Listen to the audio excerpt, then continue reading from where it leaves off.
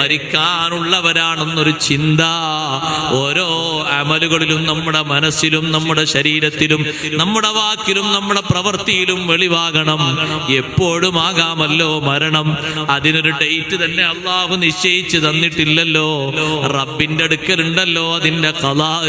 അള്ളാഹു എപ്പോഴാണെങ്കിലും നമുക്കത് ഖൈറാക്കി തരട്ടെ. എപ്പോഴാണെങ്കിലും വിടവാങ്ങണം. വിടവാങ്ങുന്നതിന്റെ മുമ്പ് ചെയ്യുന്ന ചെറുതും വലുതുമായ കർമ്മങ്ങൾ കുറ്റമറ്റ രീതിയിലാക്കി തീർക്കാൻ കഴിവിന്റെ പരമാവധി മുത്തഖിയായ നിലക്ക് നല്ല ഇൽമു നേടിക്കൊണ്ട് ഒരുപാട് സുഹൃതങ്ങളുമായി നമ്മുടെ ജീവിതം മുന്നോട്ട് നീക്കണം. അല്ലാഹു സുബ്ഹാനഹു വ തആല അതിന് തൗഫീഖ് നൽകുമാറാകട്ടെ. ഞാൻ എൻ്റെ ഭാഷണം അവസാനിപ്പിക്കുന്നു.